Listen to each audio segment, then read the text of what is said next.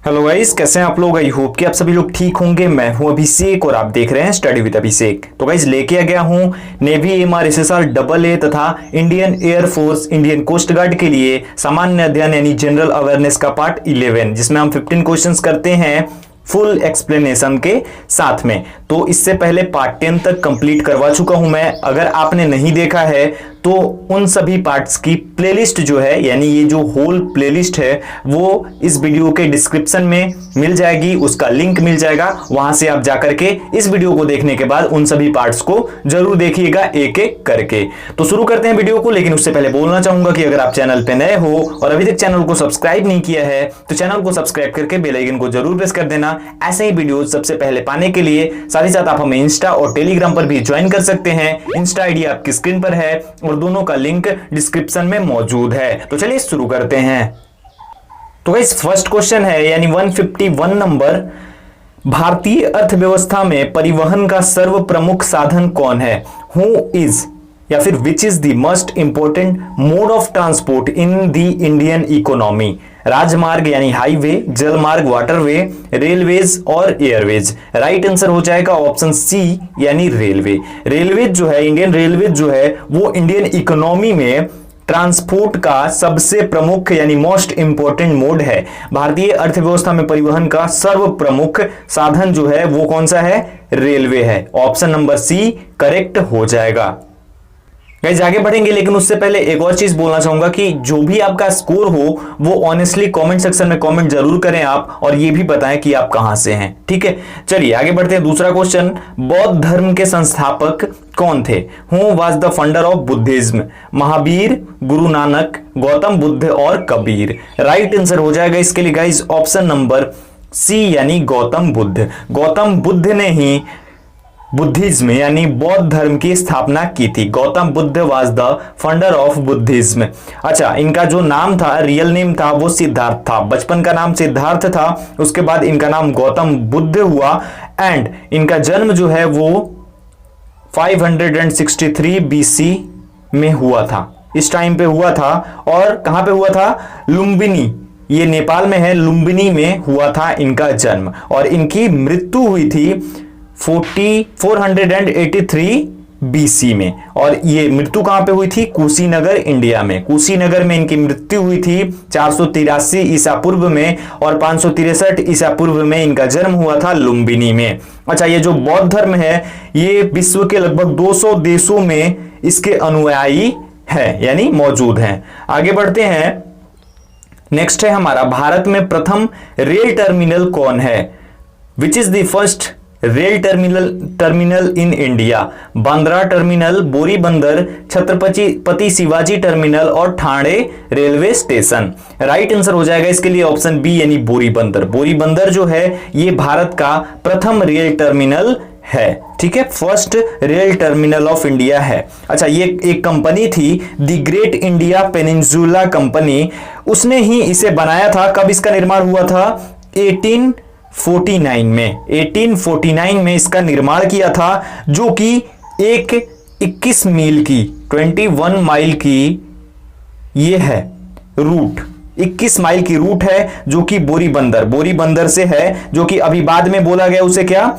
Victoria terminus. क्या बोला गया बाद में? Victoria terminus.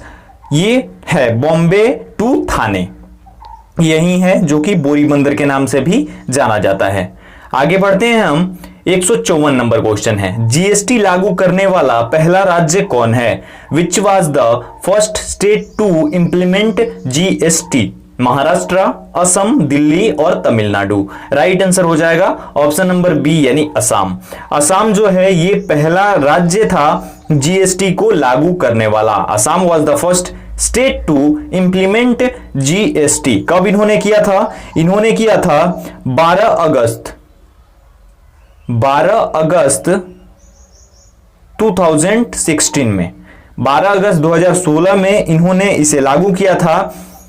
असम की राजधानी दिसपुर है और यहां के वर्तमान में चीफ मिनिस्टर जो है वो सर्बानंद सोनोवाल हैं। ठीक है, याद रखिएगा। अब थोड़ा हम बात कर लेते हैं जीएसटी के बारे में। जीएसटी के बारे में बात कर लेते हैं तो जीएसटी का फुल फॉर्म हो जाता है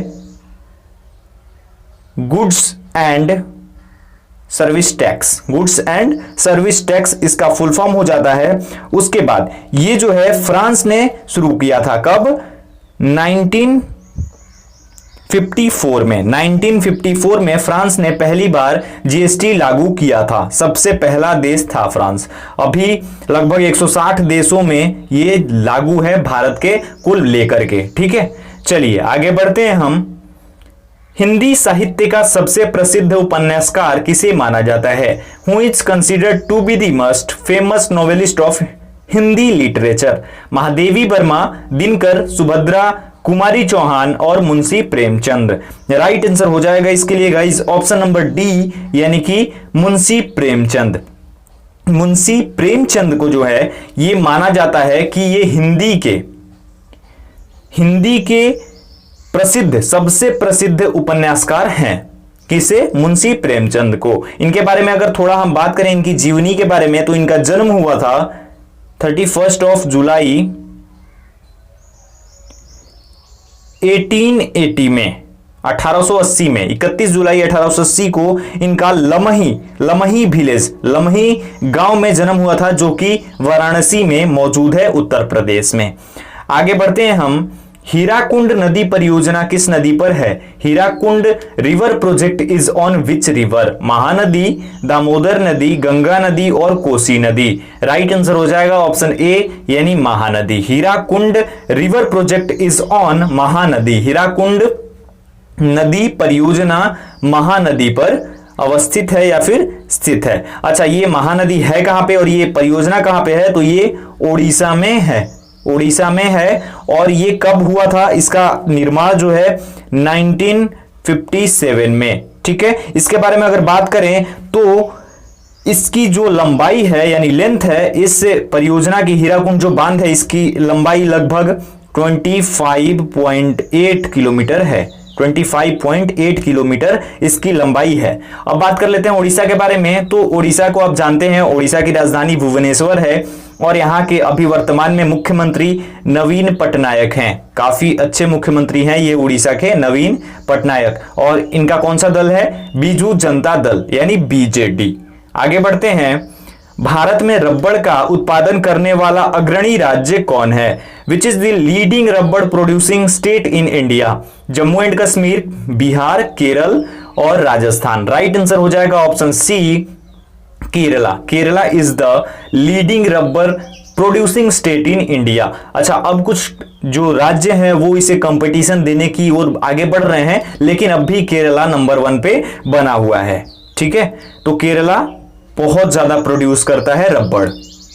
रबड़ के मामले में भारत जो है वो 4th पोजीशन पर है पूरे वर्ल्ड में, यानी रबड़ प्रोड्यूसिंग में भारत 4थे स्थान पर है विश्व में, ठीक है। अच्छा, जो रबर बोर्ड है ये भी केरल में ही स्थित है। रबर बोर्ड जो है वो कोट्टायम, ये एक प्लेस है केरल में, वहां पे अवस्थित है इसका बोर्ड। अच्छा, अब केरल के बारे में अगर थोड़ा हम बात करें तो केरल के अभी वर्तमान में चीफ मिनिस्टर हैं पिनाराई विजयन, जिसे पी विजयन के नाम से भी जाना जाता है। उसके बाद इसकी राजधानी कैपिटल है तिरुवनंतपुरम और यहाँ की लैंग्वेज, जो ऑफिशियल लैंग्वेज जो होती है वो है मलयालम। मलयालम यहाँ की प्रमुख भाषा है। उसके बाद यहाँ के गवर्नर जो है वो P Sathasivam, P Sathasivam is the governor of Kerala. ये यहाँ की डिटेल्स हुई। आगे बढ़ते हैं। आर्यभट्ट एक महान थे। आर्यभट्ट वाज अ ग्रेट राजनीतिज्ञ यानी पॉलिटिशियन। उसके बाद खगोल शास्त्री एवं गणितज्ञ, या फिर खगोलविद भी बोल सकते हैं, खगोलविद एवं गणितज्ञ, एस्ट्रोनॉमर एंड मैथमेटिशियन, प्रशासक, एडमिनिस्ट्रेटर और इनमें से कोई नहीं। राइट आंसर हो जाएगा ऑप्शन बी, यानी खगोलविद एवं गणितज्ञ, astronomer and mathematician. Aryabhata was a great astronomer and mathematician. Aryabhata ने ही भारत को या फिर पूरे विश्व को शून्य से परिचित कराया, जीरो दिया आर्यभट्ट ने, ठीक है, जीरो उन्होंने ही दिया था। तो ये एक महान गणितज्ञ भी थे, साथ ही साथ ये खगोलविद भी थे। खगोल के बारे में भी काफी कुछ नॉलेज इनको थी। इनका जन्म हुआ था 476 ईस्वी में, कहां पे? पाटलिपुत्रा। पाटलिपुत्रा में जन्म हुआ था। डेथ हुई थी इनकी 550 ईस्वी में। 476 में जन्म हुआ था और 550 ईस्वी में उनकी मृत्यु हो गई थी। आगे बढ़ते हैं हम। नेक्स्ट है दास कैपिटल पुस्तक का लेखक कौन है? Who is the author of the book Das Kapital? Rousseau, Karl Marx, Gutenberg और टॉल्स्टॉय। राइट आंसर हो जाएगा ऑप्शन बी यानी कि Karl Marx. Karl Marx is the author of the book Das Kapital. Das Kapital के लेखक Karl Marx. इसके बारे में बात करते हैं तो ये जो बुक है ये ओरिजिनली पब्लिश्ड हुई थी 14 सितंबर 1867 में। 14 सितंबर 1867 में ये पब्लिश्ड हुई थी और इसकी लैंग्वेज क्या थी? जर्मन। जर्मन लैंग्वेज में ये पब्लिश हुई थी। कार्ल मार्क्स भी जर्मनी का ही था। आगे बढ़ते हैं। शिक्षा का अधिकार अधिनियम कब लागू हुआ? When did the right to education act come into force? 2005, 4 August 2009, 2004 and 1990। Right answer हो जाएगा 4 अगस्त 2009 में ये जो है शिक्षा का अधिकार अधिनियम लागू हुआ। राइट टू एजुकेशन एक्ट ये लागू हुआ था। आगे बढ़ते हैं। राजनीति कभी धर्म से अलग नहीं हो सकती, यह किसने कहा था? Politics can never separate from religion. Who said this? Nehru, Zakir Hussain, Mahatma Gandhi and Indira Gandhi. Right answer हो जाएगा ऑप्शन सी यानी Mahatma Gandhi. Mahatma Gandhi said this that politics can never separate from religion. Mahatma Gandhi के बारे में तो वैसे आप लोग जानते हैं, बहुत बार मैंने बताया, फिर भी बता देता हूं। इनका जन्म हुआ था 2 अक्टूबर 1869 में पोरबंदर गुजरात में और इनकी मृत्यु हुई थी, हत्या की गई थी इनकी 30 जनवरी 1948 में 1948 में दिल्ली में। ये की थी किसने हत्या? नाथूराम गोडसे ने। आगे बढ़ते हैं। कर्क रेखा निम्नलिखित में से किस राज्य से नहीं गुजरती? The Tropic of Cancer does not pass through which of the following states? Rajasthan, Chhattisgarh, Odisha और त्रिपुरा। राइट आंसर इसके लिए हमारा हो जाएगा गाइस ऑप्शन नंबर सी यानी कि ओडिशा। ओडिशा जो है यहां से ये कर्क रेखा नहीं गुजरती है, यानी ट्रॉपिक ऑफ कैंसर जो है वो ओडिशा से नहीं जाती है। अब हम बात कर लेते हैं कि किन किन राज्यों से गुजरती है। तो भारत के टोटल 8 स्टेट्स ऐसे हैं जहां से ये गुजरती है। जिनमें कौन कौन से स्टेट्स हैं ये बता देता हूं। पहले नंबर पे गुजरात, उसके बाद एमपी यानी मध्य प्रदेश, उसके बाद छत्तीसगढ़, उसके बाद अगर हम बात करें तो झारखंड, उसके बाद वेस्ट बंगाल, उसके बाद हमारा है त्रिपुरा, उसके बाद है मिजोरम। ये कौन कौन से एक बार फिर से बता देता हूं। गुजरात ये पहला जी है, गुजरात, मध्य प्रदेश, छत्तीसगढ़, झारखंड, वेस्ट बंगाल, त्रिपुरा और मिजोरम। ये ऐसे राज्य हैं, ठीक है, यहां से गुजरती है ये जो रेखा है, ठीक है, याद रखिएगा। आगे बढ़ते हैं हम लोग नेक्स्ट क्वेश्चन की ओर। भारत की सबसे पुरानी पर्वत श्रृंखला कौन सी है? Which is the oldest mountain range of India? Western Ghat, western coast, Aravalli, Himalaya और सतपुड़ा। राइट आंसर हो जाएगा ऑप्शन बी यानी अरावली। अरावली की जो माउंटेन्स हैं यानी पर्वत श्रृंखला है ये भारत की सबसे पुरानी पर्वत श्रृंखला है। अरावली की जो ये पर्वत श्रृंखला है ये राजस्थान में स्थित एक पर्वतमाला है। कहां पे? राजस्थान में।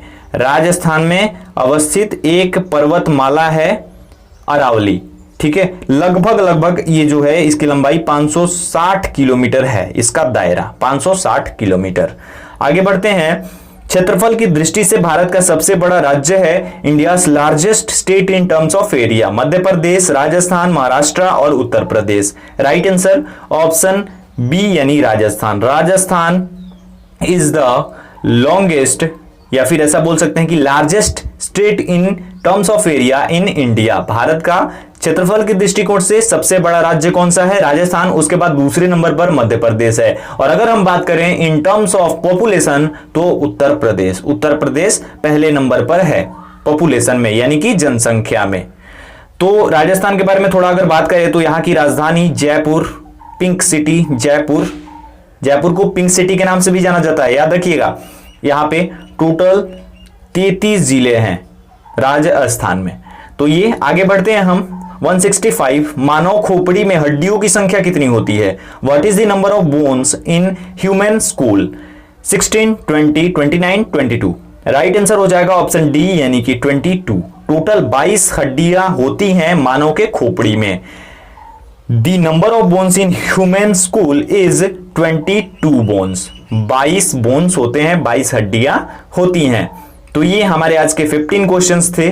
आई होप कि आपको पसंद आया होंगे। अगर आपको वीडियो पसंद आया हो तो वीडियो को लाइक कर देना, शेयर करना अपने दोस्तों के साथ, और चैनल पे नए हो, अभी तक चैनल को सब्सक्राइब नहीं किया है तो क्या यार, चैनल को सब्सक्राइब करके बेल आइकन को जरूर प्रेस कर देना। इंस्टाग्राम आईडी और टेलीग्राम आईडी आपकी स्क्रीन पर है, अगर आप चाहें तो ज्वाइन कर सकते हैं, या फिर अगर आप चाहें लिंक के थ्रू भी जाके ज्वाइन कर सकते हैं। दोनों का लिंक डिस्क्रिप्शन में मौजूद है। कोई सवाल हो, कोई सजेशन हो, कमेंट सेक्शन में कमेंट करके आप पूछ सकते हैं या फिर बता सकते हैं।